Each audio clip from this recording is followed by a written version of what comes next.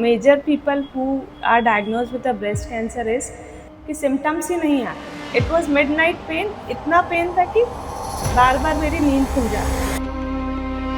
Breast पे चींटियां चल रही हैं. Don't have one tumour, you have 4.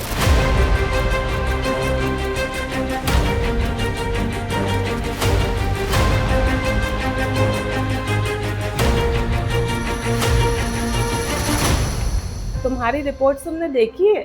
मैंने बोला मेरे पास इतना टाइम नहीं था, मैं देखना भी नहीं चाहती थी रिपोर्ट को. अब मतलब मैं जिंदा विंदा रहूंगी कि नहीं. लेकिन जब कीमो शुरू होता है ना, तब एक कैंसर पेशेंट का एक्चुअली असली टेस्ट होता है. हमारे तो वो मौसी जी है ना, उनको भी ब्रेस्ट कैंसर था. वो तो आराम से ढोलक बजा के डांस करती है. मैं लिफ्ट में सबको बोल रही हूँ पता है मेरी लास्ट कीमो है.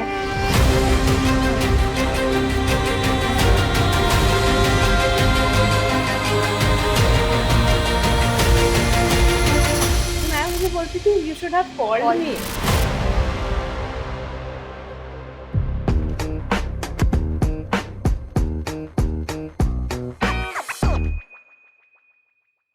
Hi, welcome to Trial by Fire. Today's episode is about breast cancer. This is a topic that's surrounded by a lot of stigma. Today, I have a breast cancer survivor, Richa. And what's very relatable about Richa is the fact that she thought this would not be her story. She thought this is something that happens to someone else until it happened to her. Today, through her story, we look at the diagnosis, the treatment, and the emotional realities that are not spoken about cancer. So, thank you, Richa. Thank you for being on this show. So, tell me something about you prior to the diagnosis, and how was your life prior to you being diagnosed with cancer? So let me introduce myself first. My name is Richa Goel. Currently, I am 43 years old. So when I diagnosed, I was 41. A mother of 2 kids, now 14 and 10. And I'm a freelancer interior designer. When this disease hit me, actually, I was very much busy in my small world of taking care of my kids, doing my projects. I was in Dubai that time, so life was a bit different there from India. But yeah, I have many projects going on that time also. I was into sustainability there. So it was like life was simple like any other Indian woman in their 40s. And But no wonder you have such a nice house, and I just came here and visited this home. It's beautiful, and no wonder you're an Thank you so interior much. designer.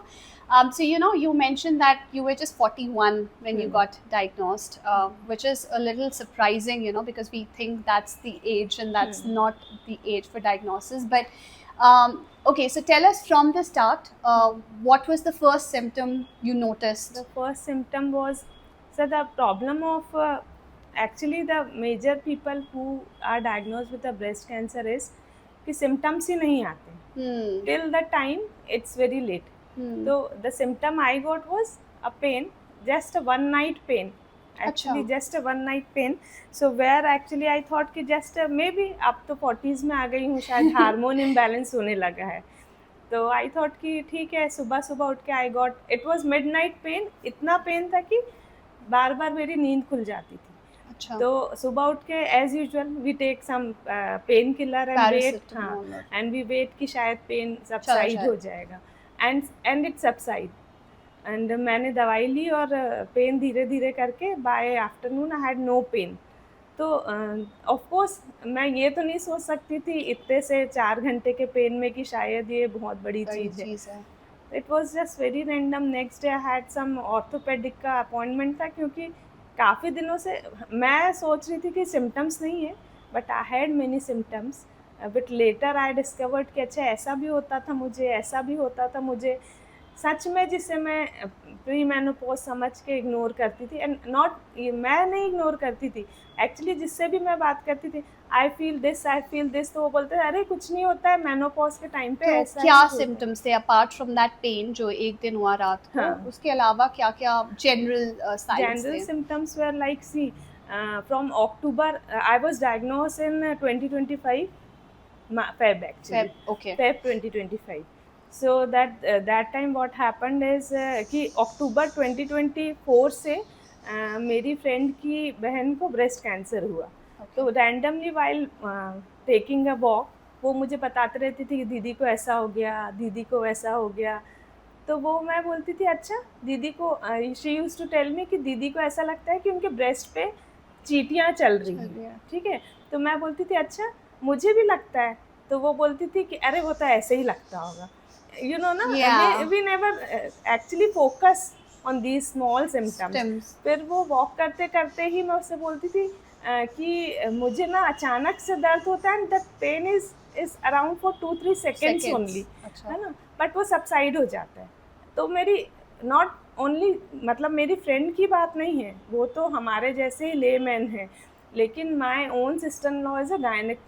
तो मैं उनको भी phone करके बोलती थी कि I have these small symptom. तो वो बोलते थे हार्मोन इम्बैलेंस है. एंड इन दिस सिम्टम्स के बीच में one day I found a lump in my under arm. Okay. So I went to a gynaecologist. उनको मैंने बोला कि small lump is there from around more than 50-20 days. तो I was worried. तो वो बोले कि okay then have a sonography. I had sonography a year before, means in 2023 I am talking about. Okay. And so, nothing came out in 2023. Nothing came out. तो वो बोले ऐसे ही हो गया होगा, maybe some infection, wait and watch, it will subside.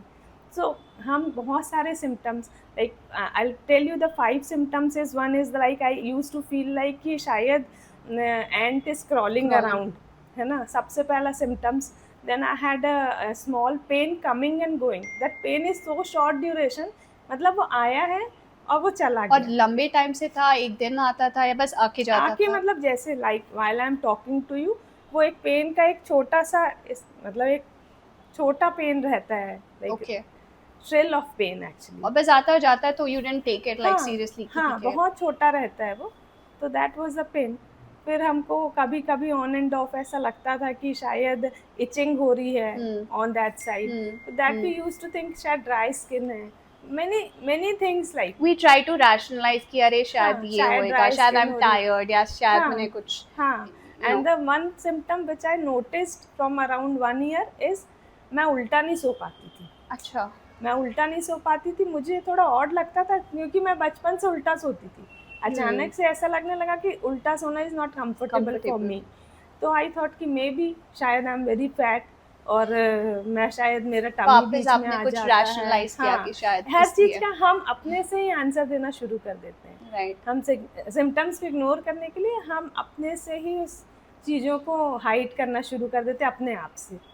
That's a problem actually.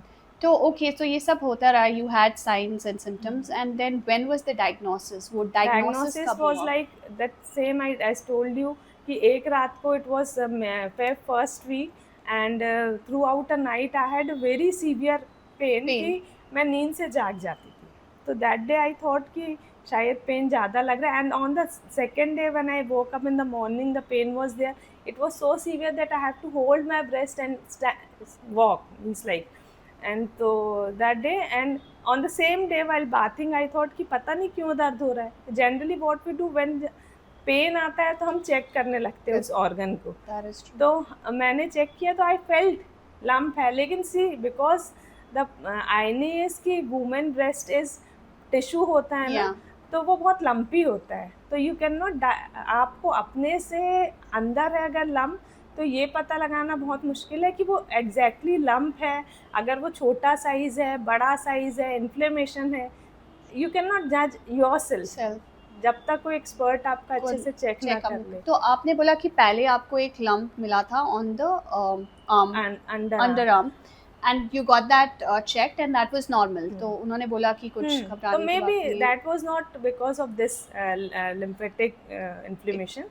लेकिन and then you got this जब बहुत ज़्यादा पेन हुआ, you went back to your doctor and did they suggest biopsy या कुछ?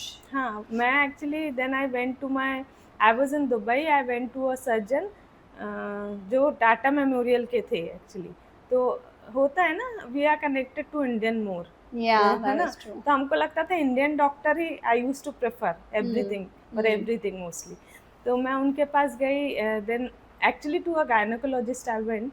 तो वो मुझे बोली कि चेक करके, एक्चुअली शी डिडंट चेक, और वो मुझे बोली अच्छा ऐसा लग रहा है, एक काम करो, हैव मैमोग्राफी। अच्छा, तो ओके. मैंने बोला कि ओके आई हैव मैमोग्राफी। बोली वैसे भी तुम 40s में हो एंड लाइक चलो मैमोग्राफी करवा लेते हैं। मैंने बोला ओके मैमोग्राफी करवा लेते हैं। तो I went for a mammography. Next day I went for a mammography done, report came की very dense breast, Breast tissue. I can not see, means doctor said की बिकॉज द ब्रेस्ट इश्यूज के कारण nothing is visible. Visible. तो then I called my sister in law saying कि ये mammography की report है and what I should do now, हल्का हल्का पेन मुझे अभी भी होता रहता है। तो शी टोल्ड कि ओके एक काम करो, आप ऑन्को सर्जन को दिखा लो। Then I went to a onco surgeon and I told him कि मुझे ऐसा लगता है कि लम्प फील होता है but I am not sure. तो he told where is the lump. तो ही चेक और वो मुझे बोले मैनुअल चेकअप में लम्प तो ऐसा नॉर्मल लग रहा है, आई डोंट फील लाइक कि उसमें कुछ प्रॉब्लम है। I said ki okay, then he told ki then also we can have one sonography also. Okay. And I'll try to have a biopsy while you have a sonography, though the biopsy was not approved.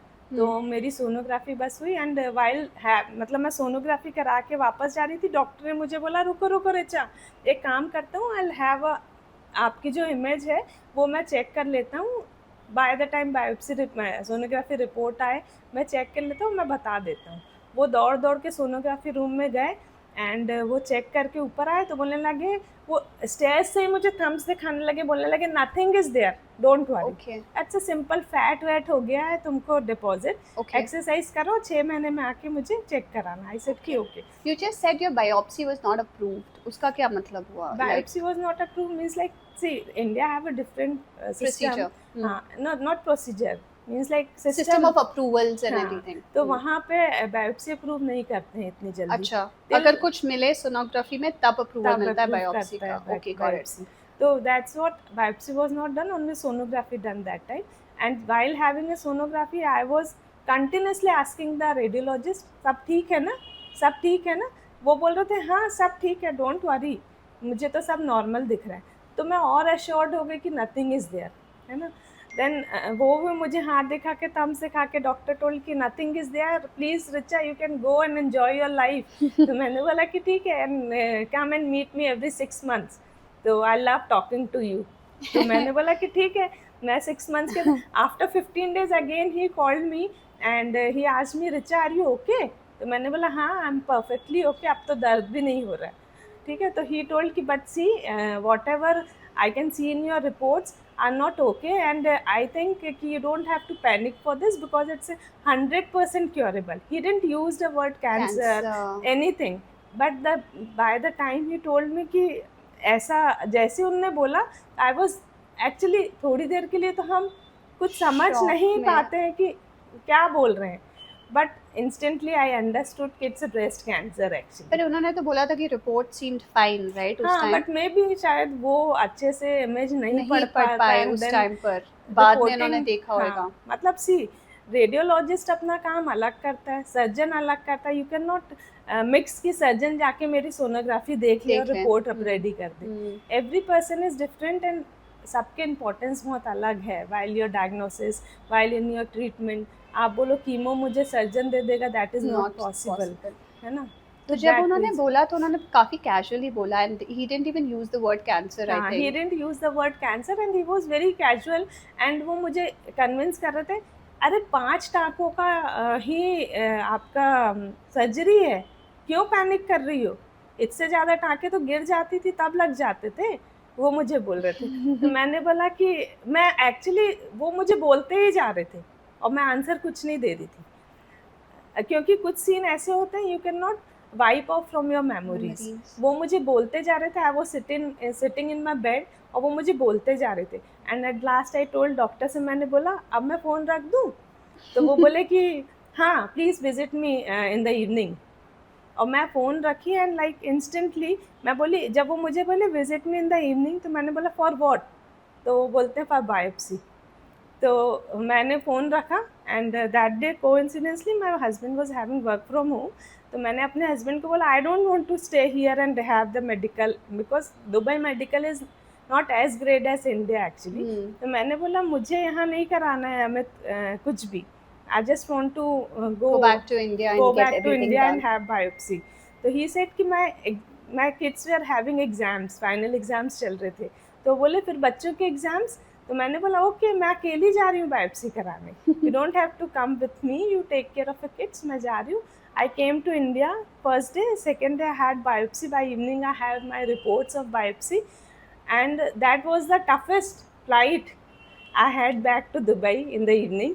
Same day मतलब मैं अच्छा आप एक दिन आए Dubai में just for the test and you just finished the test and you went back the same. went back to the same result भी आपके पास होएगा because my brother-in-law is a doctor actually. तो ऐसा हुआ कि वो बोले कि वहाँ 15 दिन वेट करने की ज़रूरत नहीं है for biopsy. You come over here and we'll have biopsy here. तो मैंने बोला ठीक है. मैं वहाँ गई. भैया ने मुझे डॉक्टर के पास मतलब I met multiple doctor that day, radium. फिर again I had a sonography done. Then again I met a surgeon. Everything means like जो हो चुका था सब मतलब सब वापस हो रहा है. Manually check हो रहा है. Lump is there कि नहीं सभी चेक हो रहा है. And उसी में मेरी बायोप्सी हो गई. बायोप्सी इवनिंग आफ्टरनून तक हो गई. दूसरे शाम तक रिपोर्ट मतलब सेकेंड डे मॉर्निंग में रिपोर्ट आ गई. तो everyone was hiding from me saying कि इसको अकेले जाना है ना बेचारी बहुत डर जाएगी.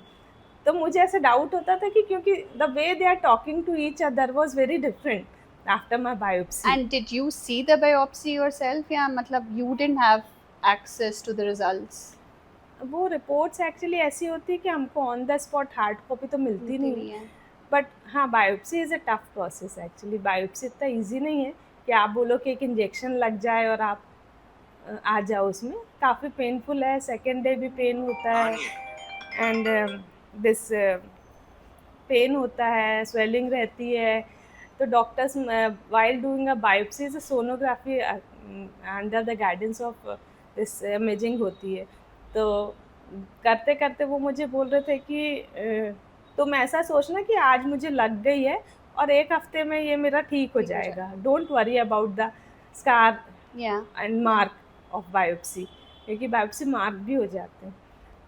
That's all. फिर second day by the time I reached that longest flight of my life, वो 3 घंटा मेरे लिए बहुत मुश्किल था. And आके the next day we have decided कि we'll go to Dr. Mandhar Nadkarni. This from the Kokilaben actually. Okay. तो he is one of the good doctor in India actually. तो हमने सोचा कि मुझे और कहीं नहीं कराना है. Let's go to Kokilaben. And we'll have a surgery and whatever like see. So till then you got a hint that ये breast cancer ही है, right? हाँ biopsy reports were positive. So what was your what was the first was it shock कि अच्छा हाँ जब biopsy report आई तब थोड़ा तो of course as a human tendency ना हम थोड़ा तो डरते हैं. but मैं actually मैं नहीं डरती हूँ बहुत ज़्यादा. थोड़ा डरी but I never cried. मैं कभी इस बात के लिए नहीं रोई कि मुझे हो गया अब क्या करूँगी. हो गया ठीक है. अब क्या कर सकते हैं. अब क्या कर सकते हैं was my attitude. अब मैं क्या करूँगी वाला मेरा attitude नहीं था. I had 1 week with me before the I'll go means like the sorry मतलब मैं मुंबई जाने के पहले मेरे पास 1 week था. In that 1 week I planned everything systematically. Like I started with my own healing. I started with meditation. I started eating more of the vitamin, mineral, supplement, meditation. Everything I started in that 1 week. है ना. अब वो पता नहीं कितना successful हुआ नहीं हुआ but I started with everything कि सोचा कि शायद कुछ मिरेकल हो जाए और मैं जब वहाँ पहुँचूँ तो डॉक्टर बोले अरे ये क्या है तुमको तो कुछ है ही नहीं. तो आई वेंट देयर और मैंने डॉक्टर मंधार से जब मैं मिली तो ही इज़ जेंटलमैन एक्चुअली. वो बहुत प्यार से मुझसे बात किए एंड ही टोल्ड मी कि रिचा तुम तो बीमारी शुरू होने के पहले ही मेरे पास आ गई. जाओ पार्टी करो. दैट सेम डे वो मुझे बोले go and have a good party. कुछ नहीं है तुमको 5 स्टिचेस आएंगे सेम वेज लाइक जो मुझे वहाँ डॉक्टर ने बोला था. तो मैंने बोला कि ठीक है हम बाहर गए बड़ा पार्टी वार्टी कर रहे. कल तो एडमिट होना है. आज जो खाना है सब खा लो. जहाँ घूमना है सब घूम लो. शॉपिंग कर लो. that kind of attitude we had, and हम बड़े अच्छे से, and when we reached there my sister also came there with her husband. तो like हाँ ज़रूरत होती है फैमिली मेम्बर्स की, दो वी स्टे स्ट्रॉन्ग, मैं हंस रही थी, but somewhere in the back of the mind cancer का डर नहीं था, बट इंजेक्शन और सर्जरी का बड़ा डर लग रहा था कि कल तो बड़ी सर्जरी होने वाली है मेरी. तो like same day next day in the morning when I मेरे पास असिस्टेंट डॉक्टर आई, शी टोल्ड मी कि मैं एक बार तुम्हारा लम्प चेक कर लूँ. आई सेड कि हाँ ऑफ कोर्स, बोले क्योंकि एक बार चेक करना होता है तो manually I check and then means will take you to the OT surgery. तो then I went to the, वो चेक करी और बोलने लगी आपका लम्प थोड़ा ना डीप है, मतलब समझ नहीं आ रहा है अच्छे से, तो let's have a sonography again and then will go for the surgery. तो वैसे भी प्रोसेस यही है कि आप before any surgery they generally have a sonography done. Sonography जब किए तो वो डॉक्टर मुझे सबकी स्कैन करके 10-10 मिनट में बाहर भेज रही थी. अचानक से मुझे स्कैन करके बहुत देर तक देखती रही टू हाफ एन आवर. तो मैंने पूछा डॉक्टर सब सही है ना? तो वो बोली कि मार्किंग करते हैं actually from where we have cut कहाँ करना है उसके लिए. तो अचानक से मार्किंग करते करते उसने मेरा I have cancer on the right side, तो वो मेरे राइट ब्रेस्ट को मार्क से भर दी थी. तो जब वो मार्क से भर दी तो मैंने पूछा is that everything fine? Doctor ने मुझे बोला था कि ओनली वन स्टिच. तो वो बोलने लगी तुम्हारी रिपोर्ट्स तुमने देखी है? मैंने बोला मेरे पास इतना टाइम नहीं था, मैं देखना भी नहीं चाहती थी रिपोर्ट को. तो ही सेड कि you don't have one tumour, you have 4. अच्छा. तो मैंने बोला कि दैट वाज द सबसे बड़ा शॉक मुझे एक्चुअली इतने दिनों में वही था कि अब मतलब मैं जिंदा विंदा रहूँगी कि नहीं. मतलब मैं तो सबसे पहला यही सोचा मैंने. तो मैंने बोला कि अब क्या पूरी जगह फैल गया है क्या? मैंने डॉक्टर से पूछा. तो वो बोली कि नहीं फैला नहीं है, लेकिन see the main tumour is there but काफ़ी सैटेलाइट्स हैं उसकी actually, small tumours are there spreaded. तो but see as a layman हम बहुत सारी बातें तो आधी उसमें नहीं समझ पाते मेडिकल टर्म्स में. सेकेंडली हम इतने पैनिक हो जाते हैं कि हमको ऐसा लगता है कि बस अब तो हम मरने ही वाले हैं. सबसे पहला थॉट ऐसा आता है मेरे बच्चों को कौन रखेगा, है ना, अब क्या होगा. मीन्स लाइक अभी भी वो छोटे हैं, मतलब दीज और थॉट रैंडम हमको आने लगते हैं अचानक से. देन मैं सर्जरी के लिए गई. तो सर्जरी में जैसे ही हम ओटी में पहुँचे तो वो बोलने लगे अरे इनका केस, मतलब सी क्या होता है ना कि जब हम इतने ज़्यादा इमोशनली डिस्टर्ब रहते हैं तो हम छोटी छोटी बात से और डिस्टर्ब होते हैं. मेरे को स्ट्रेचर में लेके प्री ओटी में लेके गए तो वहाँ सिस्टर चिल्लाने लगी अरे इनका केस बिगड़ गया है, इनका केस चेंज हो गया, दूसरे ओटी में लेके जाओ. तो क्या होता है हम पैनिक पे और पैनिक होने लगते हैं, लगता है कि कुछ तो गड़बड़ हो गया है मेरे साथ. वहाँ हम दूसरे ओटी में आपकी प्लास्टिक सर्जरी भी होगी शायद, है ना. तो मैंने बोला कि अच्छा ब्रेस्ट रिमूव कर देंगे क्या मेरा? मैंने उनसे पूछा. तो वो बोलने लगे कि मुझे नहीं पता. सिस्टर बोलने लगी तुम चुपचाप लेट. मतलब द वे हमको जो सपोर्ट चाहिए रहता है वैसा हम नहीं मिलता है बहुत सारी जगह. Doctors treat you like a patient की चलो पेशेंट. और वो क्या होता है सिस्टर्स भी continuous they are working and तो they don't have time to console anyone actually कि हाँ कोई बात नहीं, कुछ नहीं हुआ है. They are on their duty, वो बिल्कुल भागती रहती हैं. फिर ऊपर गए तो मुझे कुछ नहीं पता था. मैंने जब मेरे डॉक्टर आए मैंने उनसे पूछा you know my latest sonography report. मुझे एनेस्थीसिया लगाने के पहले मैंने पूछा कि पता है ना आपको कि केस हैज चेंज. तो वो बोलने लगे हाँ मुझे सब पता है. फिर इसके बाद मैंने पूछा कि दैट वाज 12 o'clock कुछ हुआ था टाइम. मैंने डॉक्टर से पूछा कब तक ऑपरेशन चलेगा मेरा? ये एनेस्थीसिया के 1 मिनट पहले वो लगाने की तैयारी कर रहे थे. मैं जल्दी क्वेश्चन अपने रेडी कर रही थी. तो वो मुझे बोले कि बाय 1:30 तुम रूम में चली जाओगी. तो मैंने बोला ठीक है. फिर तो मुझे पता नहीं चला, लेकिन जब मैं जागी तो इट वाज नाइट, मतलब डार्क था बहुत. तो मैंने उनसे बोला कि जब मेरी आँख खुली तो मेरे ब्रदर इन लॉ मतलब वहीं थे साथ में. तो मैंने उनसे बोला कितने बज गए? तो बोले 8. तो मैंने बोला क्या मेरा ऑपरेशन 8 घंटे चल गया क्या? तो बोलते हाँ रिकन्स्ट्रक्शन भी हो गया ना. ओह तो वो मुझे बोलने लगे अच्छा, तब मुझे पता चला। तो फिर जैसे ही उन्होंने बोला रिकंस्ट्रक्शन भी हो गया, तो मैं जल्दी से अपने हाथ ऐसे ऐसे करके वहीं पे चेक करने लगी एवरीथिंग इज देयर कि नहीं। तो वो मुझे बोले कि नहीं सब चीज़ें हैं, सब चीज़ें हैं, डोंट वरी। तो लेकिन तब ऑपरेशन वाज बिग ऑपरेशन, वो छोटा नहीं था। तो then the healing process started. After 18 days I started with my chemo. The chemo journey was the toughest journey होती है सारे कैंसर में, पूरे ट्रीटमेंट में, नॉट सारे कैंसर में, पूरे ट्रीटमेंट में। सर्जरी तो हम 10 दिन में ऑलमोस्ट हम रिकवर होने लगते हैं, स्टिचेस हील होने लगती है, अंदर क्या हुआ हम अवेयर नहीं रहते, हम सिर्फ दर्द से सर्जरी हीलिंग को एक्चुअली वो करते हैं मेजर। तो हमको लगता है कि हाँ सब ठीक हो रहा है, लेकिन जब कीमो शुरू होता है ना, तब एक कैंसर पेशेंट का एक्चुअली असली टेस्ट होता है। तो रिचा आप किस स्टेज में डायग्नोसिस हुआ, मतलब उन्होंने जब बोला कि वाज इट स्टेज 2 स्टेज 1, क्या स्टेज था? जनरली क्या होता है व्हेन जब हम सर्जरी के लिए कैंसर मतलब ब्रेस्ट कैंसर में स्टेज तब पता चलती है जब सर्जरी हो जाती है नहीं, during the surgery. Okay, during the surgery. तो stage 1 is the time when आपका ट्यूमर आपके लोकेशन पे, मतलब स्प्रेडिंग तो नहीं हुआ है, उसी लोकेशन पे रहता है, और साइज भी उसकी 2 सेंटीमीटर से कम एज पर my knowledge. See I am not very pro in medically कि मैं आपको detail. And then second stage में वो थोड़ा बड़ा स्प्रेड हो जाता है, लिम्फ नोड्स में चला जाता है। नहीं, लिम्फ नोड में जाता है, that is stage 3 actually. Okay. And जब वो लिम्फ नोड ट्रेवल करके आपके दूसरे ऑर्गन पे सेल्स चले जाते हैं, and like other organ are also impacted, like lungs, skin, within liver, बहुत सारे। हाँ, तो दैट इज स्टेज 4 एक्चुअली। तो my was I had 5 lymph node positive.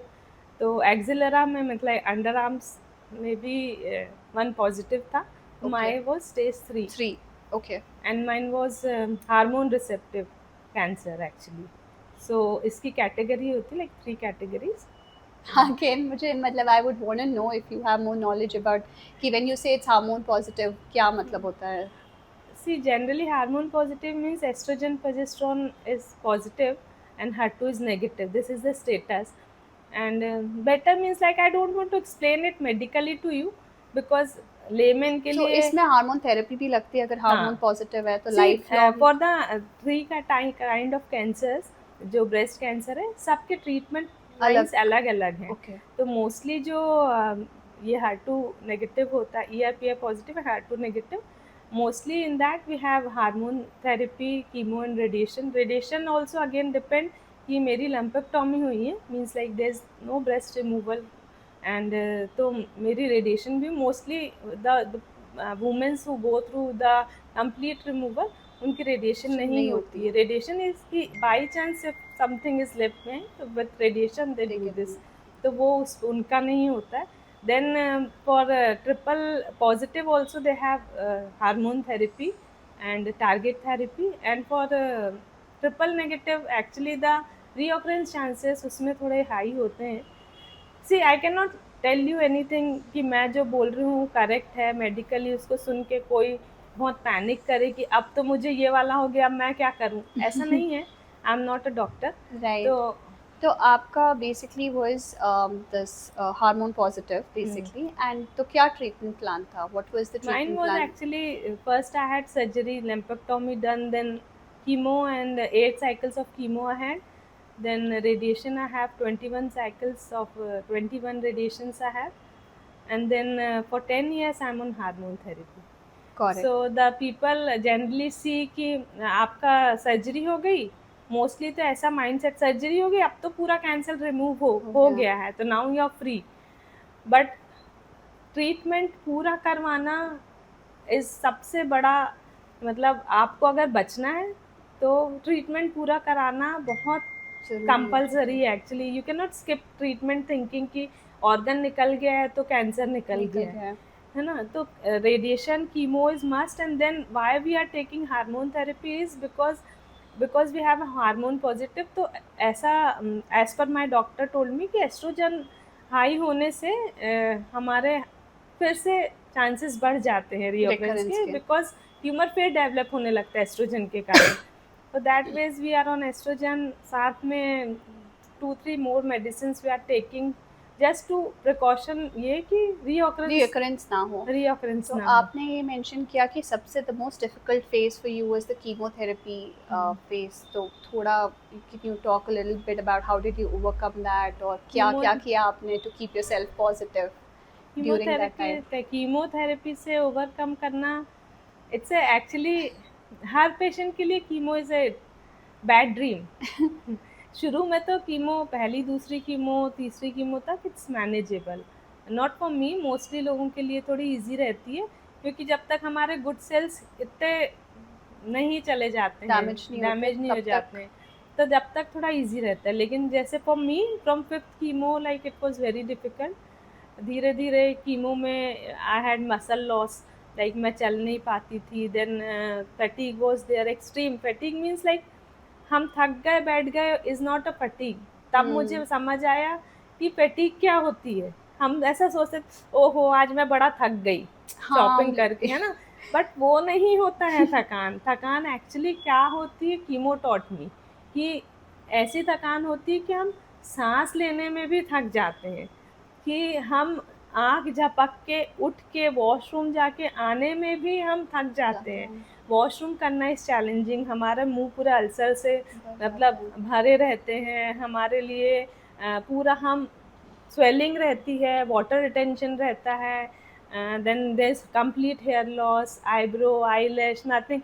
And सबसे बड़ा वुमेन के लिए चैलेंजिंग क्या है ना, कि to accept yourself in that state, है ना. हम कभी नहीं सोच रहे थे कि मैं भी ऐसी दिखूंगी, है ना. हम दूसरों को देखते थे. इवन लाइक मेरे डायग्नोसिस के पहले मेरी एक फ्रेंड का हुआ था, तो एज यू टोल्ड ना कि मैं कभी नहीं सोची थी कि मेरी स्टोरी है. तो मैंने बोला, मेरी फ्रेंड ने बोला कि you know she got breast cancer. तो मैं सोची ओहो उसी के साथ ही बुरा होता रहता है, यू नो. मैंने ऐसा सोचा अपने डायग्नोसिस से 6 महीने पहले. एंड मैं उसको फ़ोन नहीं लगा पाई ये सोच के कि मैं क्या बोलूँगी उसको. हाँ, पर मैं ये चीज़ समझी कि जब आपको not cancer I am saying, चाहे कुछ भी दुख हो आपको लाइफ में, तो आप खुशी के टाइम पे अपनी फ्रेंड को या अपने फैमिली मेम्बर्स को फ़ोन नहीं करो, पर लेकिन जब आपको पता चले ना तो एक्चुअली करना चाहिए. आपने बहुत अच्छी बात बोली, मतलब काफ़ी सही बात बोली कि यू नो कई बार हमें लगता है कि हम क्या बोलेंगे, मतलब व्हाट डू आई से, कैंसर में कैसे बात और ऐसा मैं मेरे को भी फ़ोन करके लोग बोलते थे पता है Richa why I didn't called you, क्योंकि मुझे लगता था मैं कैसे तुमसे बात करूँगी. तो मैं उनसे बोलती थी you should have called me. क्योंकि आपको याद भी उसी टाइम आते हैं फ्रेंड्स कि मेरी फ्रेंड ने क्यों नहीं कॉल किया. मतलब आई वाज थिंकिंग कि करेगी, वो करेगी. मतलब वो एक टाइम होता है, नॉट आई एम सेइंग कि कीमो एक टाइम होता है the when you are the weakest life में, कभी भी, whether it's financially, emotionally, anything, physically. वो एक टाइम होता है जब आपको पता चलता है कि who are true friends who are actually loving you. हम पहले सोचते थे मुझे तो ये बड़ा प्यार करता है, मुझे तो वो बड़ा प्यार करता है, लेकिन कौन मेरा साथ पे स्टैंड किया उस टाइम, वो ऐसा टाइम होता है कि हम उसको भूल भी नहीं पाते. Even like if one of my friend bought some fruits and sat behind besides me saying कि Richa everything will be fine, I am there with you. बस वो जो एक लाइन होती है ना, वो सुन के एक्चुअली मुझे ऐसा, सुनने वाला नहीं समझ सकता कि व्हाट आई फेल्ट, बोलने वाला भी शायद नहीं समझ सकता कि व्हाट आई फेल्ट, बट वो ऐसा टाइम होता था कि उसको सुन के हम रोने लगते थे अचानक से कि thank you for being with me. मतलब इतना टफ टाइम होता है कि ऐसा लगता है कि जो हमारे साथ हैं एक्चुअली दे आर भगवान. यही होते हैं कि डॉक्टर हमारे भगवान हैं. वो उनको देख के तो ऐसा लगता था कि पता नहीं शायद एंजल आ गया हमारे पास, है ना. एंड लाइक हमारे family members like husband is like, हम सोचते हैं हस्बैंड इज़ हस्बैंड, बट पता है क्या, जब हमको कुछ बीमारी होती है, टफ टाइम्स आता है, तो husband is your mother. Husband, हाँ, the way they take care ना, शायद ही कोई कर पाते हैं. कि मेरा पैर दबा के सोना, मेरे लिए रात भर जागना, and like no one can do that. Husband माँ, बहन, भाई, ये सब रिश्ते and like some of the friends जो हमको सपोर्ट एंड मोटिवेशन देते हैं during chemo, actually that's not a support, वो कुछ अलग ही वर्ड है जिसका मुझे तो नहीं पता उसको क्या बोलते हैं, लेकिन वो ऐसा है कि उसके लिए आई फील कि सच में बोलते हैं ना, कुछ कुछ आके बोलते हैं ओहो कर्म के कारण आपको ना कैंसर हो गया है। तो मैं बोलती थी उनसे कि कर्म के कारण may be I got cancer.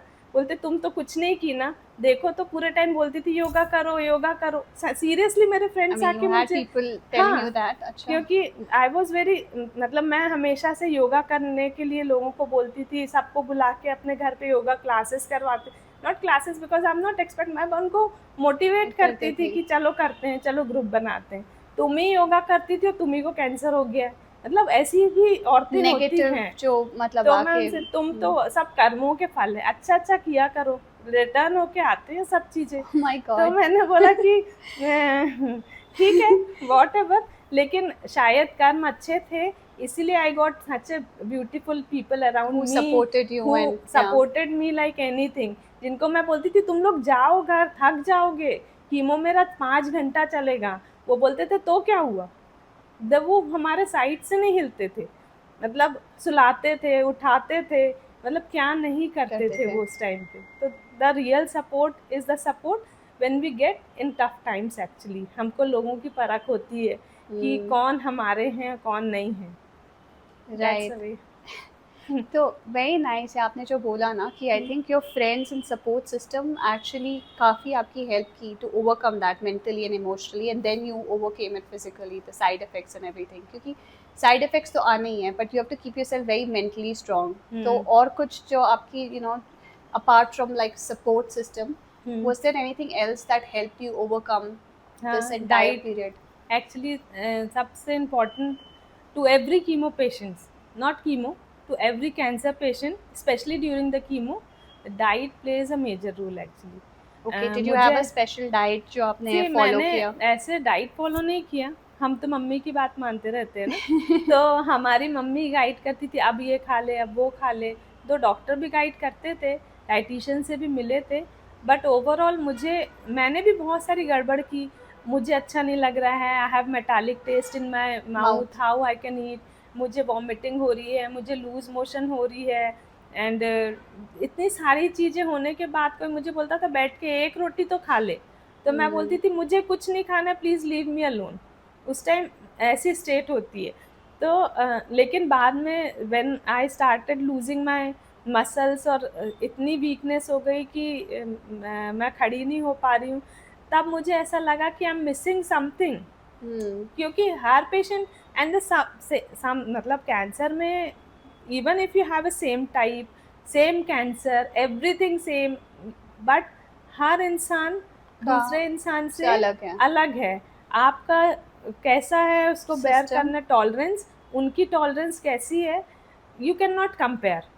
और सब कैंसर पेशेंट के लिए आई हैव अ मैसेज कि डोंट कंपेयर। मैंने किया इसलिए मैं बोल रही हूँ कि मुझे कोई आके बोल रहा अरे तुम तो कीमो में पड़ी ही रहती हो, मैं सी हमारे तो वो मौसी जी है ना, उनको भी ब्रेस्ट कैंसर था, वो तो आराम से ढोलक बजा के डांस करती है, बट दे नेवर नो कि उनको कीमो हुए कितना टाइम हो गया है, उनकी क्या ट्रीटमेंट था, स्टेज क्या था, एंड स्टेज डजंट मैटर, लेकिन ट्रीटमेंट प्लान क्या था उनका, उनकी स्ट्रेंथ कितनी थी, उनकी टॉलरेंस कितनी थी, वो सब करते नहीं हुए मुझे जब बोलते थे तो मैं बड़ी एक दूसरे स्टेट ऑफ माइंड में आ जाती थी कि मेरे साथ ही हो रहा है सब, मैं ही नहीं ठीक हो रही हूँ, why I am not healing. तो क्या होता था उससे मेरे अंदर ना एक नेगेटिव एनर्जी पूरी सर्कुलेट होने लगती थी कि मेरे साथ ही गलत हो रहा है, why I can not dance then everyone is dancing during chemo, why I can not dance. मतलब मैं कभी कभी ऐसे हो जाती थी, इतनी एग्रेसिव हो जाती थी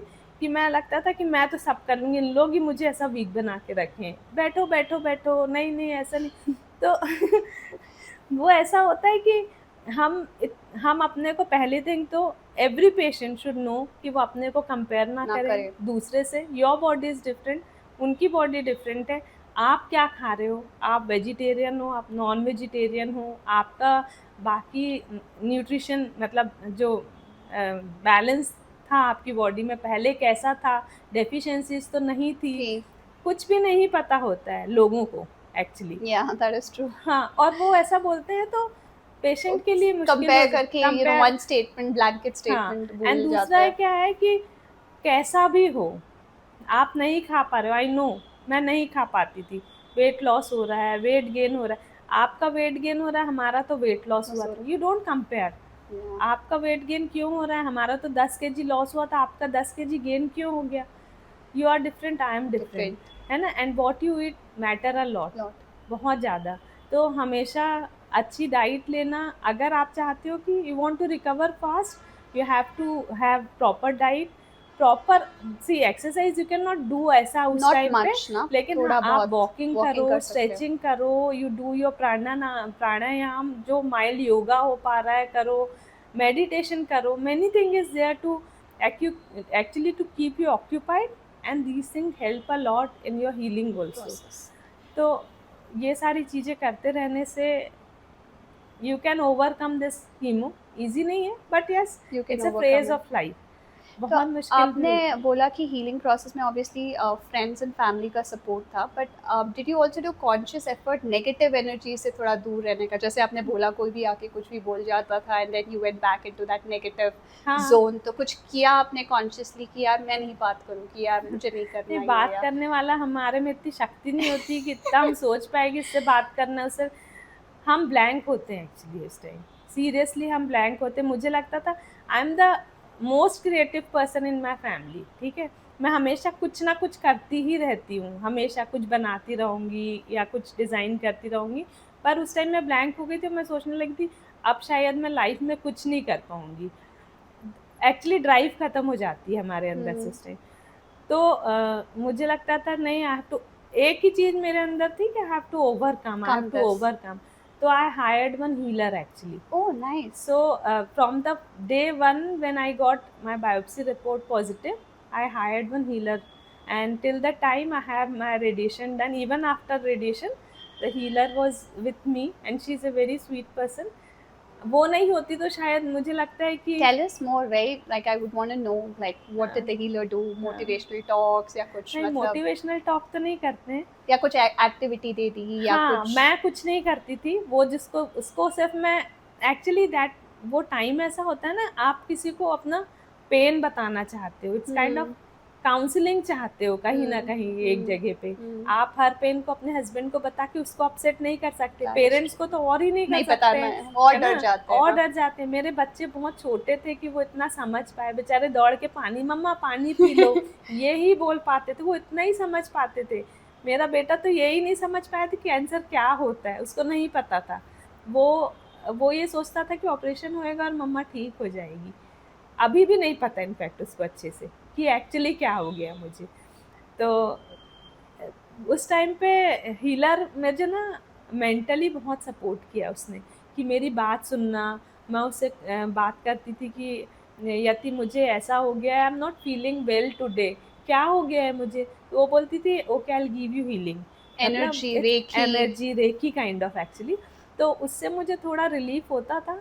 एंड सबसे ज़्यादा मुझे ट्रस्ट हीलिंग पे तब आया कि when I was out from OT और आई वाज इन मतलब सीवियर पेन का डेफिनेशन भी मुझे नहीं पता था कि क्या होता है। मैं सोचती थी जो सी सेक्शन के बाद हमको पेन होता है ना, वो लेबर पेन तो नहीं, लेबर पेन तो मुझे नहीं आया, मुझे सी सेक्शन हुआ दोनों, तो मुझे ये पता था सी सेक्शन का पेन इज मेजर ऑपरेशन, और जो ऑपरेशन के बाद मुझे पेन था वो ही ऑपरेशन का पेन होता है।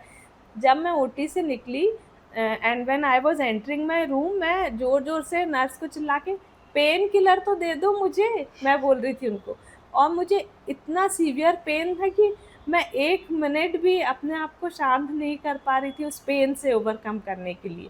और वो बोले कि the sufficient dose we have given to you already, तो मैं बोली कि एक बार और डोज दे दो, I want double dose, I can not tolerate this pain. Pain क्या होता है, that day I got to know कि पेन क्या होता है।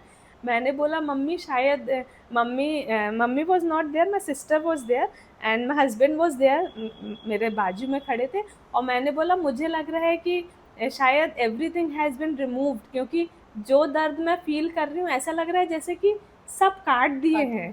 हैं, हाथ काट दिए हैं, जैसे एवरीथिंग वाज नम। तो वो मैंने बोला कि Amit now please call Yati. मैंने उनसे बोला in without opening my eyes I said कि please call Yati, I can not bear my pain any more. तो he called Yati on video, वो she is from Ahmedabad. Okay. तो उसको कॉल किया, यति बोली कि प्लीज़ बच्चा यू स्टे काम, मुझे बोली, and I will start my healing. और within 15 minutes, I don't know how that in that within 15 minutes my painkiller started. Subsided. हाँ, मतलब The pain not started subsided, subsiding. it went away. It went away. It went away. तो यति healing करते करते मुझसे पूछी कि आप ठीक है? तो Wow. मैंने आँख खोल के बोला now I am perfectly fine, अब मुझे कोई दर्द नहीं है।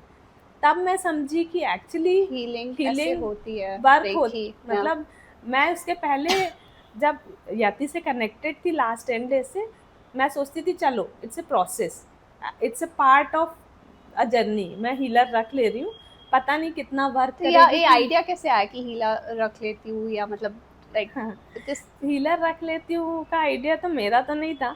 दैट टू मैं अपनी फ्रेंड से मिली थी, मैंने बोला कि आई एम वेरी डिस्टर्ब, तो वो मुझे बोलने लगी why don't you hire a healer for few months, तो मे बी शायद वो तुम मुझसे बात करोगी ना you will feel something is very different. तो मैंने बोला कि ठीक है, इफ़ यू आर सेइंग तो मैं ट्राई कर सकती हूँ। But it work for you, right? It work for me.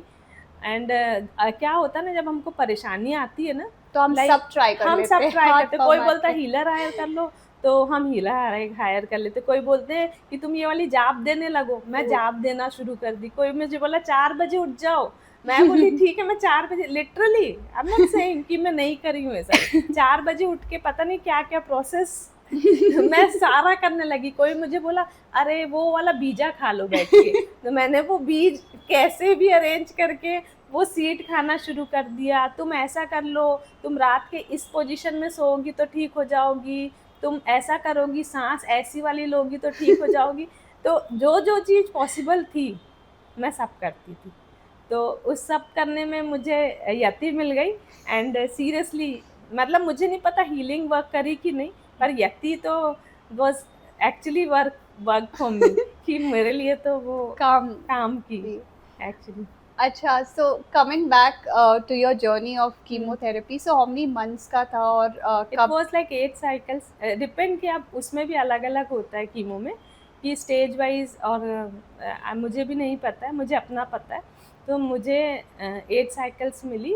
Mostly chemo are given in 21 days में देते हैं। ओके, एक कीमो से दूसरी chemo is nothing, it's like chemical जो इन्फ्यूजन करते और इट्स ए ड्रिप। अब क्या होता है, पहले तो हमारे ड्रिप लगा के एक्चुअली दे देते थे, पर मोस्टली अब आई हैव पोर्ट हियर, अभी भी है। अच्छा, you have it now also, तो कब निकल? वो मोस्टली दे से कि 1 year if you are cancer free, then they remove then it. they do a scan again and then they remove it. Okay, so your chemo, when was the last, like date wise कब था last session of last your session chemo?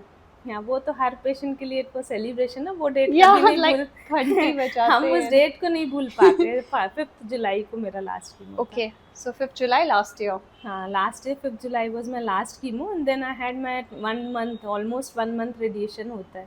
Okay. तो my last day of radiation was 30th August. Okay, 30th August.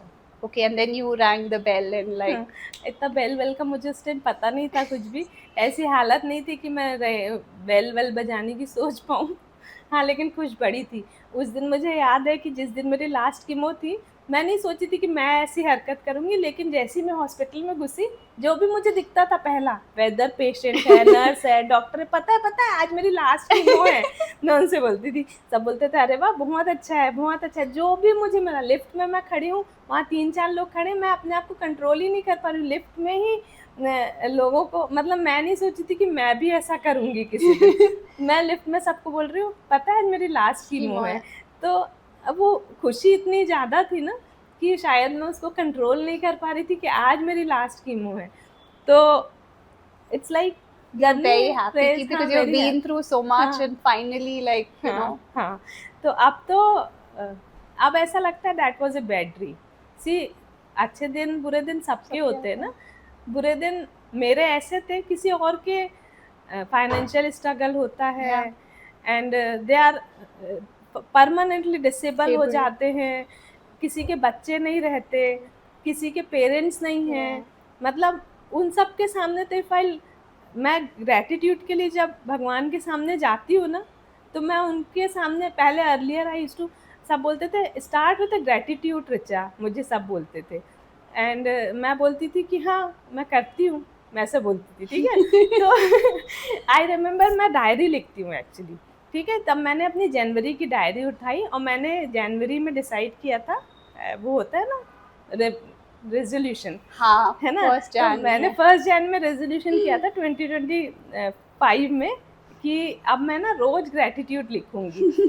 तो सोनल पता है क्या, मैं लिखने बैठती थी, क्या लिखूं यार, क्या लिखूं है, आज मैं अच्छा खाना खाई है, मेरी कुक तो बहुत मतलब फनी बच्चों जैसे, thank you for giving me good cook, आज मैं छोले भटूरे खा ली। मैंने बोला ये मैं ग्रेटिट्यूड में लिख रही थी, सब बोलते थे लिखते लिखते शायद आप ग्रेटिट्यूड देना सीख जाओगी। फिर मुझे पता चला अब कि जब what is मैं gratitude what actually. is, मैं हर दिन भगवान से अभी ये बोलती हूँ thank you for keeping me alive. Right. तब मैं उस वर्ड को नहीं समझ पाती थी, सब बोलते थे तुम रोज सुबह उठो और बोलो कि thank you for giving me this beautiful morning when I am alive, my kids are there, my husband is there, मैं खड़ी हो पा रही हूँ अपने आप से, Yeah. है ना। मैं इस सब वर्ड को सोचती थी कौन नहीं हो पाता है ना, We take it for अब granted, मैं I इतना think. मैं कहाँ सोच पाती थी कि मैं जिंदा हूँ उसके लिए ग्रेटिट्यूड दूँ।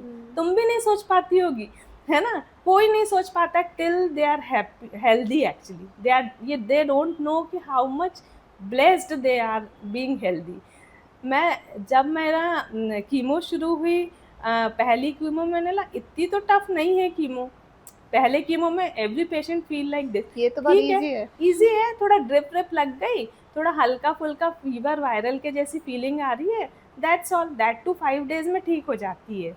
तो मैंने बोला ठीक है यार कीमो भी निकल जाएगी सी, मेरे को तो कितना अच्छा है, क्या ग्रेटिट्यूड, ठीक है, हाँ हाँ चलो अच्छा हुआ यार मैं डायग्नोस हो गई। बट द टाइम जैसे जैसा निकलता गया मेरी ग्रेटिट्यूड की लिस्ट बढ़ती गई।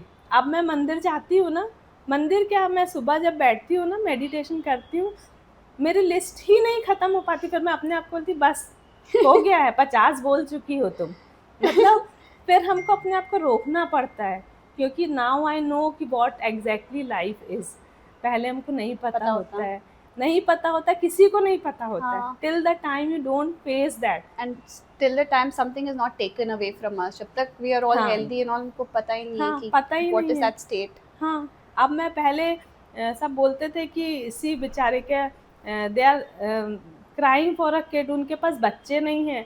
अब मैं उनका इतना सा पेन भी समझती हूँ। जब मेरे पास एक फ्रेंड आती है मेरी, मालूम है मैं बहुत दुखी हूँ कि आई डोंट हैव किड्स, मेरे से बोलती है।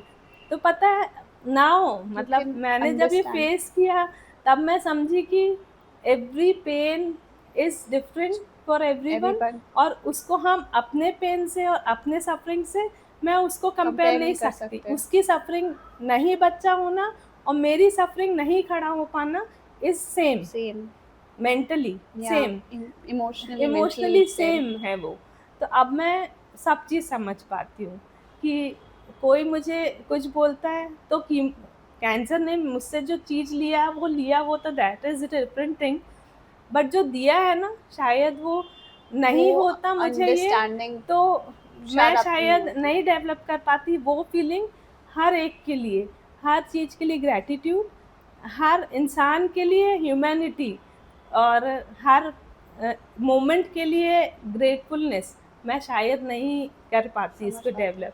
तो actually cancer has given me a gift, not a gift of life but a special gift where I understood me as a human being better actually, and appreciating everything and seeing humanity in everything. So that is the, you're still grateful. हाँ, I'm very grateful कि आज हूँ कल नहीं हूँ, और ये भी समझी कि हमारा हर दिन जिंदा होना और उसको एंजॉय करना, क्योंकि यू डोंट नो कि कल क्या हो रहा है। मैं कैंसर से नहीं मरी, लेकिन हो सकता है कि कल मैं गिर जाऊँ, है ना, तो यू डोंट नो। तो इसीलिए जो मोमेंट को जिंदा रह के हम एंजॉय करना करना। मैं सीखी हूँ ना, वो शायद मैं नहीं सीख पाती। अच्छा हुआ, मतलब बोलते ना लोग, जो हुआ आपके साथ अच्छा हुआ, तो ये अच्छा ही हुआ है मेरे साथ। अब मैं अपने बच्चों के साथ ज़्यादा अच्छे से टाइम स्पेंड कर पाती हूँ, अप्रिशिएट कर पाते हैं हाँ those अप्रिशिएट moments. कर पाती हूँ। कभी कभी मोबाइल डिस्ट्रैक्ट करता है मुझे। लेकिन You हाँ have a try great sense of humor also, I must tell you. Okay, so Richa, अभी I think it's 8 or 9 months since the हाँ time आपका last radiation and no evidence of disease है. तो कभी आपके दिमाग में आता है कि relapse का, या हाँ और नहीं आता, कि आपको लगता है नहीं, कि ऐसा किसी के साथ नहीं होता है। Every cancer survival have a fear of reoccurrence. अब वो फियर किस कैटेगरी का है डिपेंड। कुछ लोग मेंटली बहुत स्ट्रांग होते हैं, कुछ वीक होते हैं। बट पहली जब मैं I remember I had a first visit to my doctor after radiation ख़त्म हो गया। वो बोले कि वो मुझसे पूछे, डॉक्टर मंदार मुझसे पूछे ठीक हो तुम? तो मैंने बोला मैं ठीक हूँ, बस एक चीज़ आप मत बताओ मैं डरना कब बंद करूँगी। तो वो बोले कि डरना तुम विद टाइम तुम बंद कर जितना दोगी, ज़्यादा टाइम जितना होएगा, ज़्यादा टाइम हो जाएगा तुम अपने आप को मतलब कन्विंस कर पाओगी कि हाँ अब तुम ठीक हो। और ऐसा जैसे 2-3 साल हो जाते हैं तो एक्चुअली रिस्क रिओकरेंस का कम हो रिस्क जाता है। कम होता रहता है हाँ आफ्टर 2 years. हाँ, आफ्टर 2 to 3 years में रिस्क, 2 years के बाद तो काफ़ी कम हो जाता है, लेकिन यू नेवर नो। Yeah. अगर 10% भी रिस्क है तो डर तो बहुत लगता है, तो डर आप लगता है। कैसे अपने आप को लाइक, मतलब ऑब्वियसली अब रोज तो नहीं आता होगा, बट कभी कभार या मे नहीं, बी आता है कुछ? रोज ही आता है, अभी तो रोज ही आता रहता है। जैसे हम सोते हैं तो सोचते हैं कि पता नहीं अब फिर से हो गया कभी, तो फिर मैं कैसे मतलब करूँगी। बैक ऑफ योर हेड चलता हाँ, रहता है। सबकॉन्शियस माइंड में फियर ने अपने से वो हाउस करके रखा। तो बट आप हाँ क्या करते हो कि यार ठीक है, कई बार बोलते हो अपने आप को ठीक है, यार ऐसे ही ओके हो बोलते जाएगा तो ठीक देख है, लेंगे? देखेंगे। फिर वो क्या होता है ना, जब हम रिसेंटली कोई भी सर्वाइवल जब रिसेंट उस फेज से निकला रहता है तो वो बहुत डरता है उसको फिर से फेस करने के लिए, क्योंकि वो टाइम ड्यूरेशन, इवन आप प्रेग्नेंट हो फिर प्रेग्नेंट हो जाते हो तो ही डरते हो कि आप कैसे करेंगे, ऐसा वाला होता है ना। तो जब सोचो जो इतनी बड़ी चीज़ से निकला हो तो वो तो ऑफकोर्स डरेगा, डरना आप है। कैसे करेंगे। लेकिन जैसे जैसे टाइम निकलता है, मैंने ऐसा सुना है कि जिनको होता है 7-8 साल बाद हो रहा है, 5 साल बाद, 10 साल बाद हो रहा है, तो वो मेंटली उसके लिए इतने प्रिपेयर हो गए रहते हैं कि अगर हुआ तो पहले एक्सपीरियंस से वो दूसरे को ज़्यादा अच्छे से हैंडल हैंडल कर पाते एंड हैं। मतलब आई क्रॉस माई फिंगर कि मुझे कभी ना हो। और जो भी सर्वाइवल है वो कभी इस सिचुएशन को फेस ना करे। क्यों, मतलब क्यों करेगा वो फेस ना हो किसी को इस वर्ल्ड में, किसी को को फिर ना हो। से जो हो गया वो हो गया, पूरा सपना समझ के एंड द चैप्टर, फिर से नहीं होगा। इसी होप में जीने से ही your body listen to what you think, तो फिर से क्यों होगा। एवरी डे मैं सोचती हूँ, पहले मैं सोचती हूँ हो गया तो मैं तुरंत से अपने को करेक्ट करी, मुझे क्यों होगा फिर से। मतलब I correct myself self की मुझे एवरी नहीं टाइम, होगा। I correct myself every breath I take. मैं हर सांस में मतलब कॉन्शियस ब्रीदिंग करती हूँ मैं, not like hard time, like when I'm walking, when I'm sitting and meditating, when I'm sitting alone, no one is there at home, I do conscious breathing। तो मैं हर सांस के साथ ये सोचते रहती हूँ कि जो हो गया वो चला गया, और मैं इस हर सांस के साथ I am taking new new positivity, positive. Better health, better people around me, happiness around me. तो ये सांस मेरे शरीर के अंदर जो कर रही है वो मेरी दुनिया को चेंज कर रही है। I can feel air till my fingers. Fingers. तो डीप ब्रीथिंग, हाँ, बिल्कुल। तो ऐसा सोचते हैं, लेट्स सी क्या होगा। ऑफ कोर्स अच्छा ही होएगा। तो आप एवरी 6 मंथ्स पेट स्कैन होता है आपका नहीं भी, नहीं या 3 मंथ्स में होता नहीं, है? अभी पेट स्कैन नहीं होता है। Like first PET scan my doctor told me to have when I complete 1 year ऑफ completion of my treatment, like in August okay. maybe, जब पोर्ट रिमूवल होगा। Okay. And we are like because I am hormone receptive, तो medically I am menopaused, okay. मतलब तो वो menopause का भी एक जो चलता रहता है, उसके क्योंकि भी इफेक्ट्स जो। हाँ उसके भी इफेक्ट, क्योंकि मेनोपॉज जब धीरे धीरे होता है तो अब वुमेन नो कि हो रहा है, बॉडी भी समझती है हो रहा है। मेरे लिए क्या था, अचानक से एकदम से मैं बंद हेल्दी हो थी गया। बिल्कुल अच्छे से, मेरे पीरियड्स आ रहे, और अचानक से ही मेरे पीरियड बंद हो गए, क्योंकि तो उससे थोड़ा सा हार्मोन मतलब अचानक बंद होने से एस्ट्रोजन से इम्बैलेंसेस क्रिएट होते, बहुत साइड इफ़ेक्ट्स होते हैं अचानक से, लेकिन यस You're अब managing. हाँ आई एम मैनेजिंग। और major side effect is hormone therapy का व्हाट आई एम फेसिंग, होते हैं सबको अलग अलग, मोस्टली तो जो लिस्ट है उसी में से ही होते हैं, लेकिन मुझे जॉइंट पेन होता है एक्चुअली। Okay. तो जॉइंट पेन को, बाकी सब मैं भूल जाती हूँ, अपने जॉइंट पेन को याद रखते रहती हूँ कि ओहो ये मुझे अच्छा नहीं हुआ मेरे साथ कि सारे लिस्ट में से मुझे जॉइंट पेन ही हाँ हुआ। मोस्टली को होता है लेकिन जॉइंट पेन, हाँ, मैंने भी सुना है कि जॉइंट हाँ पेन जॉइंट पेन यूजुअली। होता है। ठीक है, now But you're managing managing. Everything. हाँ हम मैनेज करना सीख जाते हैं एक्चुअली। डाइट कंट्रोल करती हूँ, एंटी इन्फ्लेमेटरी डाइट लेती हूँ, I do my stretching without fail from last 9 month. शायद ही एक आध दो दिन होता होगा like when I am very busy और as I am out station, तब मैं छोड़ देती हूँ, उसमें भी कोशिश करती हूँ। 5000 स्टेप्स लेती हूँ एंड ब्रीदिंग, कॉन्शियस ब्रीदिंग करती हूँ। बाथिंग पे भी अपने को स्क्रब, मतलब मैंने तो बोला ना, exercise wise are you doing yoga या कुछ? कैन यू हाँ do all of those? Physiotherapist भी मैंने हायर किया था, तो देन फिजियोथेरेपी भी कराया to regain again to strength, strength थोड़ा regain strength training also. Strength training also I have to start my strength. अभी मैं स्ट्रेंथ ट्रेनिंग एक्सेसिव नहीं करती हूँ, थोड़ा बहुत घर पे जो कर लेती हूँ, पर ये strength training muscle mass to muscle, हाँ ये हेल्प सब यू विद बहुत द हेल्प मसल करता मास। है। प्रोटीन इनटेक हेल्प हेल्प करता करता है। है। तो रिकवरी में मेजर रोल जो रहता है is like your diet, diet rest and then this exercise is and of actually. Course positive energy and हाँ लाइक पॉजिटिव सपोर्ट एनर्जी तो एंड रहता है, लेकिन एक्सरसाइज फूड बहुत इम्पोर्टेंट इम्पोर्टेंट है। होता है। रेनबो डाइट, मतलब रेनबो डाइट लेती हूँ मैं अपने, व्हाट इज एक रेनबो डाइट? मैंने लाइक एक प्लेट में मल्टीपल कलर के फूड। ओके हाँ ओके, तो सो लाइक, मल्टीपल कलर के हाँ fruits and fruits vegetables and vegetables नहीं, जैसे कि like if I have a lunch तो मैं उसमें ध्यान रखती हूँ कि दाल येलो है, then I have red capsicum, tomato, apple, then broccoli, जितने एंड अलग कलर के जितने हैं अलग है, that will be yellow nice. या ग्रीन, रेड, ऑरेंज, एवरीथिंग, मतलब एक प्लेट में ज़्यादा से ज़्यादा कलर होने से इट्स उसके गुड, गुड। बेनिफिट्स हाँ आर एंड लाइक हायर। जो डाइट में जो फूड में भी जो भी कैंसर एंटी कैंसर फूड्स होते, आई टेक केयर कि मैं कंजम्पशन उसका दिन में एक दो बार हो जाए। I never skipped my juice from last 9 month. तो ओके, तो एंड यू ये, have different kinds of juice या एक हाँ ही मैं मतलब? मोस्ट, अभी तो ऐसे होते तो बहुत जूसेस होते हैं, but now I am more focused on beetroot ABC juice लेती हाँ, हूँ। ABC, ABC every day I take ABC apple, beetroot and and carrot I carrot, think. And then I take pomegranate every pomegranate day. अगर नहीं juice P पाती हूँ खा लेती हूँ, खा नहीं पाती हूँ जूस पी लेती हूँ। लेते हो। देन लीफी वेजिटेबल्स ज़्यादा, तो not for me, even like her women, her human को रेनबो डाइट फॉलो करना चाहिए, वो उसमें कोई डाइटिंग नहीं है, डाइटिंग वो नहीं है, या इट्स उससे good for health colour, and हाँ इट्स आल्सो प्रिवेंटिव, तो मतलब एंटी इन्फ्लेमेटरी है, तो हाँ इट्स आल्सो गोइंग टू हाँ, प्रिवेंट इफ तो समथिंग इज उससे गोइंग टू आपकी be there. Energy level better होती है। मैंने ट्राई किया, मुझे भी फील होता है and then I do this intermittent fasting. Fasting, अच्छा यू डू हाँ रात को जल्दी रात एंड के, हाँ 10 आवर्स 10 आवर्स फास्टिंग। ओके, बस दैट्स ऑल।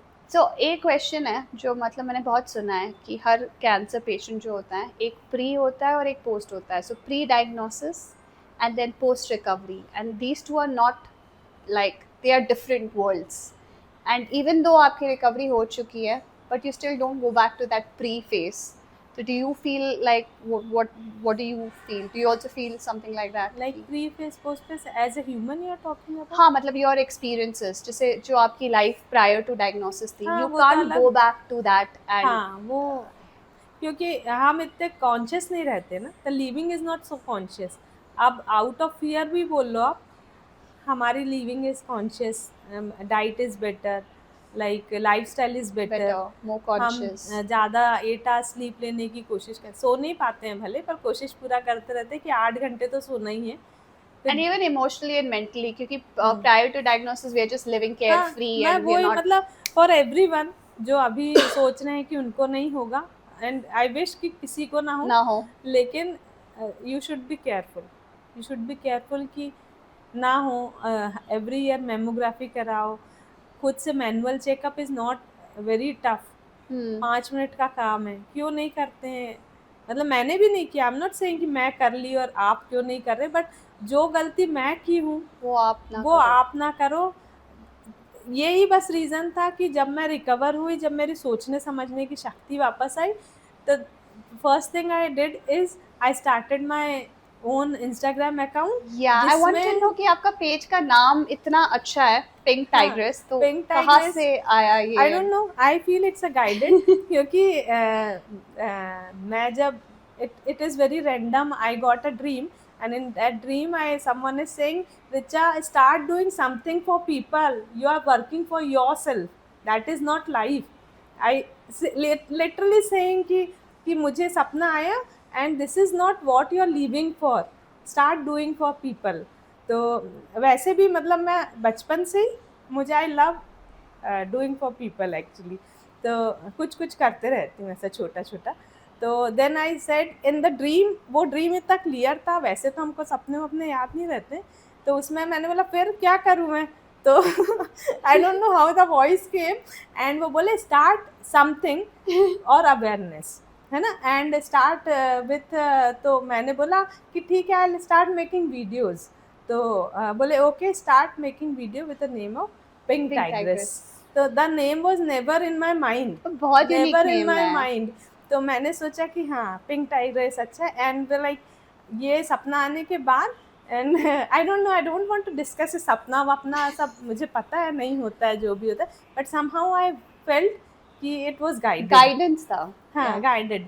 तो मैं अपने हस्बैंड को बोली कि अमित, आई गॉट सपना कि पिंक टाइग्रेस शुरू करो, तो मैं इंस्टाग्राम में ही अकाउंट बना लेती हूँ, अभी तो मैं बाहर जा नहीं पाती हूँ इतना रैंडमली, मतलब नहीं हो पाता है मुझे एनजीओ जाना, but then I started make posting videos और ये, and within 80 days I got 4000 followers. तो मैंने या आई सोचा, followed you too, I was also हाँ वेरी इम्प्रेस्ड बाय योर हाँ, प्रोफाइल। क्योंकि मैंने कभी नहीं सोचा था कि लोग मतलब मैं पिंक टाइग्रेस के थ्रू मैंने सोचा था कि चलो मैं वीडियो डाल दूंगी ताकि उनको जो मुझे पता है मैं उनको बता पाऊँ। पाऊँ। तो अब क्या होता है कि एवरीडे मुझे कॉल आता है एक नई औरत का, और वो मुझे बोलती है कि रिचा मुझे अच्छा नहीं लग रहा है, यू नो, जब वो मुझे बोलती है ना कि मुझे अच्छा नहीं लग रहा है, तो मुझे लगता है मैं हूँ आपके लिए, है ना, and I literally mean that time. और मैं उनको थ्रू आउट, कुछ तो ऐसी हैं जिनको मैं 8 महीने से कीमो में सपोर्ट करती हूँ, हर कीमो के पहले, हर कीमो के बाद, उनके लिए डाइट बनाना, वो उनको कैसा फील हो रहा है, मतलब कंटिन्यूसली मैं उनको करती हूँ। और I am seriously, I feel proud for my self for this, कि मैं अपने लिए जो नहीं कर पाई ना, आप उनके वो लिए कर पा उनके रहे लिए हो। कर पा रही हूँ। मैं उनको डांटती हूँ कि तुम क्या खाई, तो कुछ तो ऐसी बेचारी वो कुछ नहीं पता है, दे आर, वो उनको कुछ नहीं पता है, वो आंटियाँ हैं 50-60, मैं क्या खाऊं, तो मैं उनको बोलती हूँ चलो अब ये खा लो, तो डाइटिशियन एंड यू नो जो एवरीथिंग। भी, मतलब मैं ये उनको हर बार बोलती हूँ, देखो आई एम नॉट डॉक्टर, मैं कोई डाइटिशियन नहीं हूँ, मैं जो बोल रही हूँ बट आप अपने मुझे एक्सपीरियंस से बोल अपने रहे हो, सो दैट एक्सपीरियंस इज से, मोर देन एनी डाइटिशियन। हाँ, मैं उनसे बोलती हूँ कि तुम ऐसा करो ऐसा करो, और वो जब मुझे दूसरे दिन या एक हफ्ते में फ़ोन करते हैं, जब वो कीमो से थोड़े ठीक होके, पता है तुम नहीं होती ना रिचा, तो शायद मैं कीमो नहीं निकाल पाती, वो मुझे बोलते हैं। तो मैं बोलती हूँ कि मैं कोई भगवान नहीं हूँ, लेकिन तुम लोगों को जो अच्छा लगे वो मुझसे सुनो, जो अच्छा लगे। वो पूछते हैं कि मैं इतनी गंदी दिखती हूँ, मेरे को ऐसा लगता है मैं मिरर में अपना फेस ना देखूँ, मैंने बोला मुझे भी लगता था, अभी भी लगता है मुझे, तो मैं इसका मतलब ये थोड़ी ना कि जीना छोड़ दूँ, खुश रहो। मैं उनको फ़ोन रखते टाइम लिटरली मैंने कभी नहीं सोचा था कि मैं ऐसी हो जाऊँगी कि किसी का फ़ोन रखती हूँ तो आखिरी शब्द मेरा ऐसा होता है, खूब खुश रहो, जो हम अपने दादियों से सुनते थे कि वो बोलते थे खूब खुश रहो। अब मैं उनको जब फ़ोन रखती हूँ, मैं बोलती हूँ ठीक हो ना अब तुम, हँसती रहो, खूब खुश रहो। वो मुझसे छोटी नहीं होती हैं, जेन्युइनली वो वो आपके मुझसे अंदर से आता 10-10 है। साल बड़ी रहती हैं, कुछ तो 70 की हैं, उनके खुद के नाती पोते हैं। वो मुझे फ़ोन करती हैं, तो मैं उनसे बोलती हूँ तुम खुश रहो, तो वो बोलते हैं हाँ, आप बोल दी हो ना, अब मैं खुश हूँ। तो पता है उस टाइम आई फ़ील अचीवमेंट कि हाँ, आज मैंने एक के लिए कुछ किया अपनी लाइफ़ में। तो दैट वेज़ मतलब आई एम वेरी हैप्पी कि मैंने स्टार्ट किया।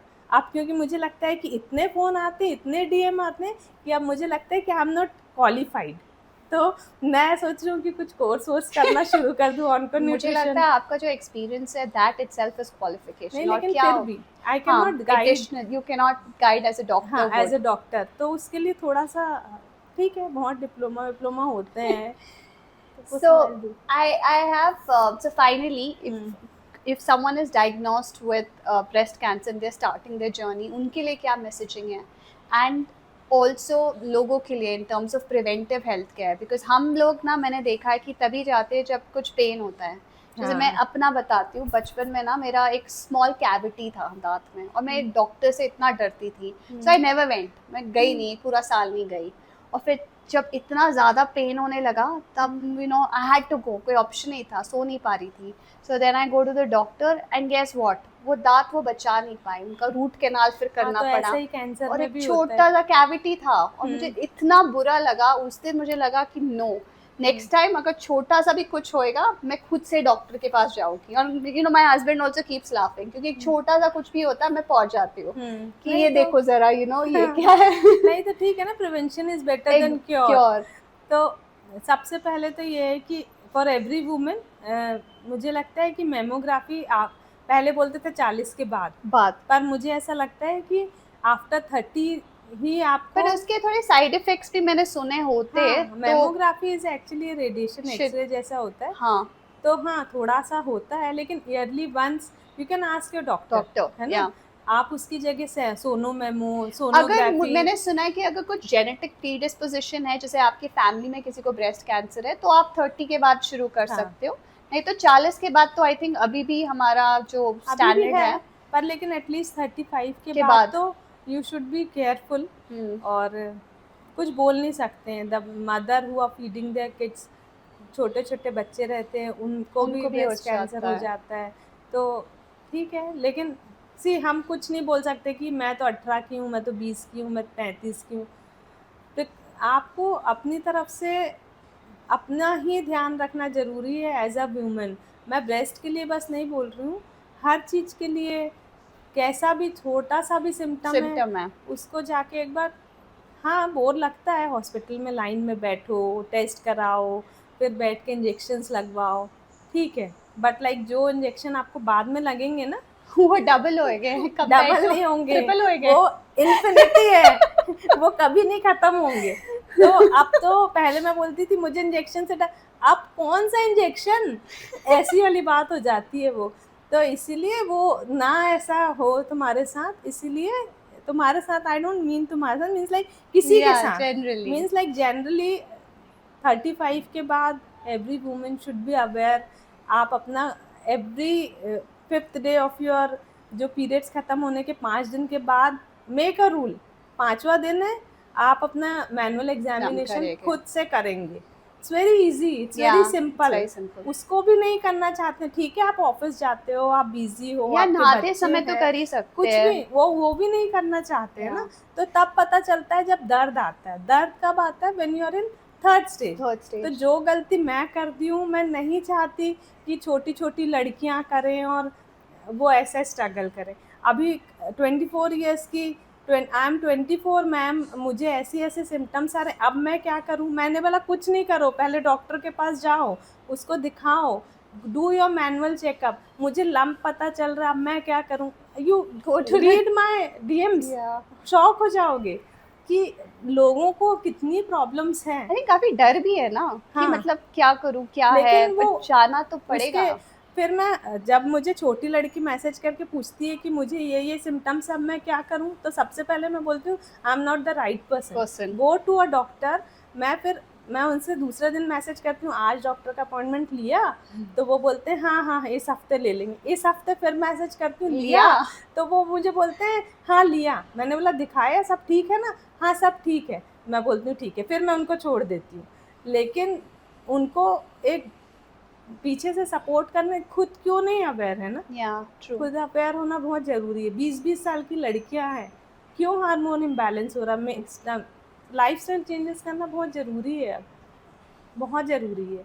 अब सब बोलते हैं हम तो कुछ, वी डोंट ड्रिंक, ड्रिंक बस थोड़ी ना है लाइफस्टाइल का एक, काफी कुछ you don't diet, move your body, body. Drink नहीं कर रहे हो और दिन भर सोफे में पड़े हैं तो इट्स इक्विवेलेंट ना. True. हाँ, तो दैट वेज मुझे लगता है कि अवेयरनेस स्प्रेड करने वाला भी उतना ही इम्पोर्टेंट है, और खुद सेल्फ अवेयरनेस भी बहुत इम्पोर्टेंट है कि what you are doing for yourself. Yeah. Visit doctor once, have पूरा बॉडी चेकअप कराना भी बहुत जरूरी है. बहुत ज़रूरी है. मुझे तो बस विटामिन डी की डेफिशिएंसी है और कुछ नहीं है, ऐसे मैसेज करते हैं मुझे. आप तो मुझे डरा रही हो कि जैसे मुझे ब्रेस्ट कैंसर हो गया. बोली नहीं, मैं They're नहीं just डरा रही हूँ. being aware हाँ. कि ऐसा हो सकता है. Be aware, you know. हाँ, तो विटामिन डी की डेफिशिएंसी रेक्टिफाई दैट. Yeah. उससे कनेक्टेड बहुत सी चीज़ें रहती है. B12 भी तो कम है मेरा. No, B12 can cause many Side side. effects. इसीलिए awareness is very much important actually खुद के लिए. ठीक है. Anything else you want to say? Last viewers के लिए कुछ message या यूएस कुछ? के लिए तो यही है कि I don't want them to repeat anything what I did. And अब मुझे लगता है कि if I can save even like 5 lives, जो मैं जल्दी भेज दूँ, अर्ली डायग्नोसिस करा दूँ जिससे, तो शायद मेरा life is successful. The only thing is I want this कि अवेयरनेस स्प्रेड कर पाऊँ और जितनी कर पाऊँ. Thank you, Richa, for sharing your story with such honesty, grace, and strength. One thing that remains from this conversation is that awareness can change outcomes.